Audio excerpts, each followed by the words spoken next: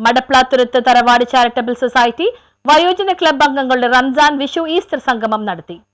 ഈശ്വര ചൈതന്യം നിറഞ്ഞു നിൽക്കുന്ന വയോജനങ്ങൾക്കായി സേവനം ചെയ്യുക എന്നത് യഥാർത്ഥത്തിൽ ഈശ്വര സേവ തന്നെയാണെന്ന് MC സാബു ശാന്തി പറഞ്ഞു. മടപ്ലാത്തുരുത്ത് തറവാട് ചാരിറ്റബിൾ സൊസൈറ്റി സംഘടിപ്പിച്ച വയോജന ക്ലബ് അംഗങ്ങളുടെ റംസാൻ, വിഷു, ഈസ്റ്റർ സംഗമം ഉദ്ഘാടനം ചെയ്ത് സംസാരിക്കുകയായിരുന്നു അദ്ദേഹം. ഒരിക്കലെങ്കിലും ഒരുമിച്ച് കൂടാനുള്ള ഒരു സാഹചര്യമൊക്കെ ഉണ്ടാക്കാൻ കഴിഞ്ഞാൽ ഇരിക്കുന്നവർക്കൊക്കെ വലിയ സന്തോഷമായിരിക്കും അല്ലേ.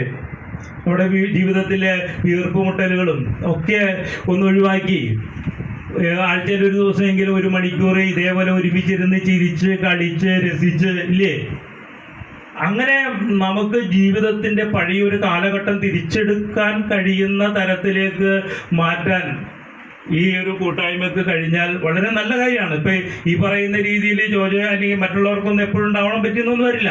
പക്ഷെ നമുക്ക് ഇല്ലേ, ഈ ഇരിക്കുന്നവർക്ക് ഒത്തുകൂടാൻ ഇത്തരത്തിലുള്ളതായ വേദികൾ സൃഷ്ടിച്ചെടുത്താൽ തീർച്ചയായും വലിയൊരു മാറ്റം ഈ സമാജത്തിൽ ഉണ്ടാക്കിയെടുക്കാൻ നമുക്ക് കഴിയും.